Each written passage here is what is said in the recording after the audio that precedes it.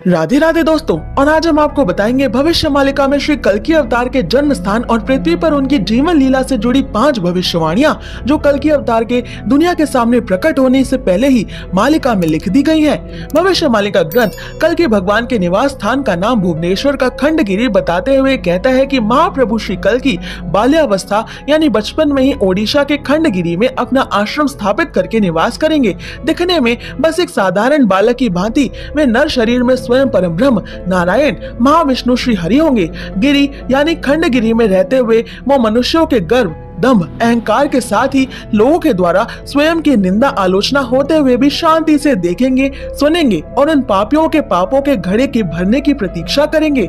जैसे ही उपयुक्त घड़ी आ जाएगी, महाप्रभु कल्कि सबके कर्मों का हिसाब कर अपनी संहार लीला यानी विनाश लीला द्वारा दुष्टों एवं पापियों को दंडित करेंगे। भविष्य मालिका में कल्कि भगवान से जुड़ी दूसरी भविष्यवाणी कहती है कि कलयुग के अंत एवं सतयुग के आरंभ काल में कल्कि प्रभु के दर्शन हेतु असंख्य भक्त खंडगिरी पहुँचेंगे। जो भक्त परम ब्रह्म तत्व की खोज में पूरा जीवन देश विदेश घूम रहे होंगे, उन्हें परम ब्रह्म कल्कि प्रभु खंडगिरी में ही मिलेंगे और लोगों की परम ब्रह्म की खोज समाप्त होगी।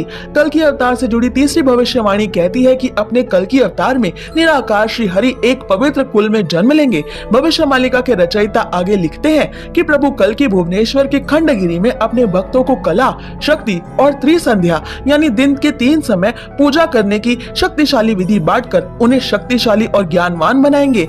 भविष्य मालिका की चौथी भविष्यवाणी बताती है कि विदेशी आक्रमणकारी भारत पर गठबंधन बनाकर आक्रमण करने का प्रयास करेंगे। उस समय कल्कि प्रभु भुवनेश्वर में गुप्त रूप से अपनी लीलाएं कर रहे होंगे। प्रभु कल्कि भुवनेश्वर के खंडगिरी में रहेंगे, जहां उनका भक्तों के साथ मिलन होगा।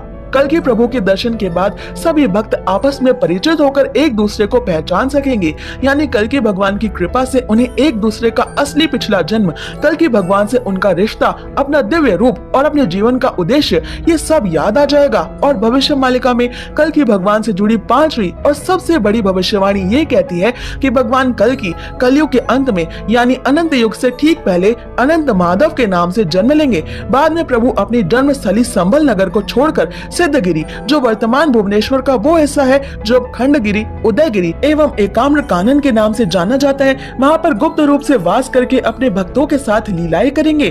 भविष्य मालिका पर विश्वास करने वाले कुछ साधकों के अनुसार अभी कल्कि भगवान के खंडगिरी में लीलाएं करने का समय चल रहा है। धर्म स्थापना के बाद जब आद्य सत्ययुग का आगमन होगा तो माधव यानी कल्कि महाप्रभु 7 महाद्वीपों सहित सारी पृथ्वी के एकमात्र स्वामी होंगे और सत्य से इस विश्व का पालन करेंगे। आपका भगवान कल्कि की पृथ्वी पर अवतार लीला से जुड़ी इन भविष्यवाणियों पर क्या मानना है, कमेंट्स में जरूर बताएं। ऐसे ही और रोचक अनसुने तथ्य जानने के लिए सब्सक्राइब करें।